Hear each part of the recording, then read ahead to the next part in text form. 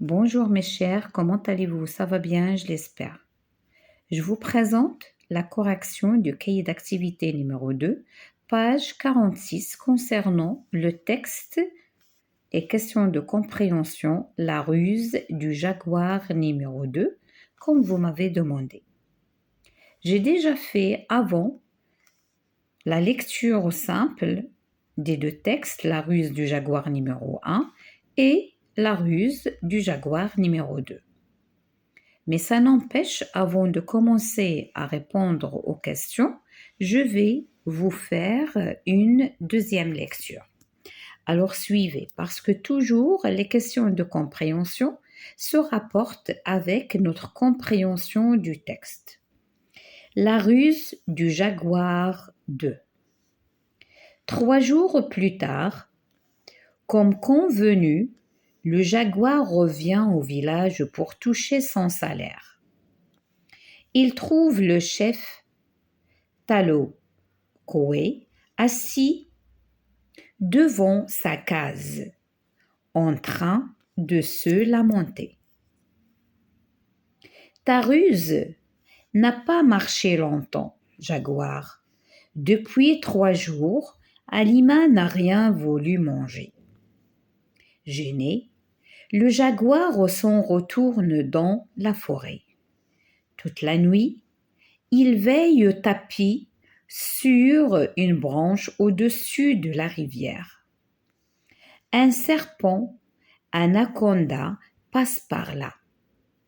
Le jaguar saute dessus et l'assomme d'un bon coup de patte. À midi, il rapporte son gibier au village. Il entre dans la case de Talokoé et s'adresse en ces mots à son fils plutôt. Alima, fils d'homme, si tu manges ce serpent, tu deviendras aussi puissant que lui. Alima dévore le serpent.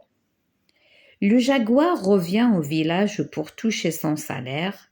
Il trouve de nouveau le chef Talokoé assis devant sa case en train de se lamenter. Une fois de plus, ta ruse n'a pas marché, jaguar. Voilà 3 jours qu'Alima ne veut plus rien avaler. Le jaguar, qui n'avait jamais manqué une affaire de sa vie, s'en retourna dans la forêt.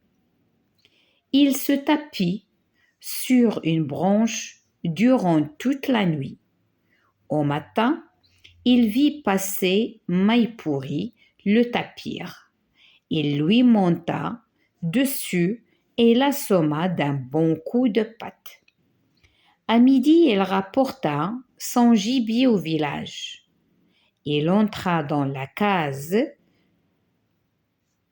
de Talokoé et s'adressa en ces mots à son fils. Alima, fils d'homme, si tu manges ce tapir, tu deviendras aussi gourmand que lui. 3 jours plus tard, en revenant au village pour toucher son salaire, le jaguar y trouve Talokoé fort réjoui. Merci 1000 fois, jaguar. Grâce à ta ruse, Alima a retrouvé l'appétit. Entre donc dans ma case, je vais te payer.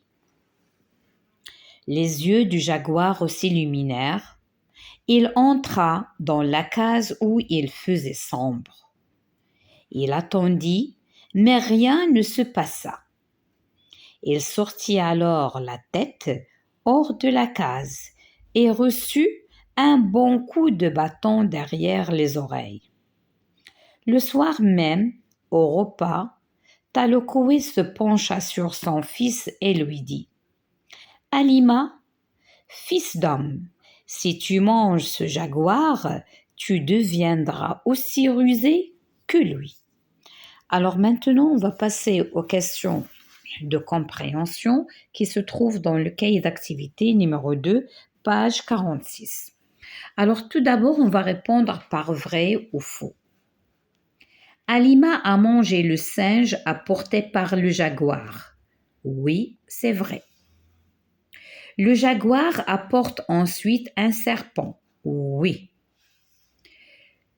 Le chef du village finit par payer le jaguar. Non, malheureusement, c'est faux. Le tapir s'appelle Maïpouri. Oui, c'est vrai. L'histoire se finit mal pour le jaguar. Oui, et c'est fini mal parce que le petit a dévoré le jaguar. On tourne les animaux remis dans le jaguar d'Alima. Alors, comme vous voyez, il y a le serpent et il y a le tapir.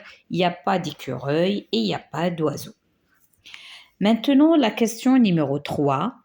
Recopiez la phrase prononcée par Talakoué à la fin du texte. Alima, fils d'homme. Alors, la voici dans le texte. Alima, fils d'homme, si tu manges ce jaguar, tu deviendras aussi rusé que lui. Alors, c'est ça ce que vous allez écrire. Fils d'homme, si tu manges ce jaguar, tu deviendras aussi rusé que lui. Maintenant, on passe à la question numéro 4. À la fin de l'histoire, qu'a donc compris le chef du village à propos du jaguar? Coche la bonne réponse. Pour résoudre le problème de son fils, il suffit que le jaguar se fâche. Non, pas du tout. Il suffit que le jaguar soit rusé. Non, elle est déjà rusée. Mais il suffit que le jaguar prépare de bons plats. Pas du tout. Il suffit de faire comme le jaguar, c'est-à-dire d'inventer une ruse. Oui, c'est vrai. Il suffit que le jaguar dorme sur une branche. Non. Donc, c'est la 4e qui est la bonne réponse. Alors maintenant, on va passer à la page 47. Alors, il y a une grille qu'on doit compléter avec des mots. Et la majorité de ces mots, ils sont dans le texte. Alors, vous n'allez pas ramener quelque chose de votre tête. Complète cette grille de mots croisés à l'aide des définitions. Alors, les définitions, ils sont là. Il y a verticalement et il y a horizontalement. Alors, on va commencer par verticalement. Habitation en paille des pays tropicaux. Alors, où habite ou bien quelle est la maison du chef Talakoué? Alors, qu'est-ce qu'on dit? Ils disent qu'elle est dans sa case. Alors, je vais chercher le mot. Voilà, Talakoué assis devant sa case. Donc, ici, le mot, il se compose de 4 lettres. C'est case. C'est bon? Ou bien le mot numéro 2, en échange, c'est une contrepartie. Une contrepartie, c'est-à-dire tu me donnes ça et je te donne ça, ou bien fais-moi ça et je te donne ça. Un travail ou bien un paiement en parallèle avec ce que tu as réalisé. D'accord? C'est ça. Contrepartie. On passe à la 3e. 3. Un indicateur du passé. Un indicateur du passé, c'est autrefois. Alors, c'est un long mot, autrefois, jadis, c'est-à-dire ça fait très longtemps, autrefois. Je passe, animal cousin de l'homme, bien sûr, c'est le singe. Alors, 4, voilà, c'est singe. 5. Animal que l'on chasse pour le manger. Bien sûr que c'est un gibier. Alors, le gibier, elle est dans le texte et aussi, on va l'écrire ici. Gibier. C'est bon? Maintenant, je passe au mot numéro 6. Frapper quelqu'un d'un coup qui tue. Alors là, c'est assommer. Voilà, elle est même dans le texte, c'est assomma, c'est-à-dire elle lui a donné un coup pour le faire éloigner de ce monde, c'est-à-dire elle va dormir, elle ne va ressentir rien. D'accord? hein, c'est ça, assommer.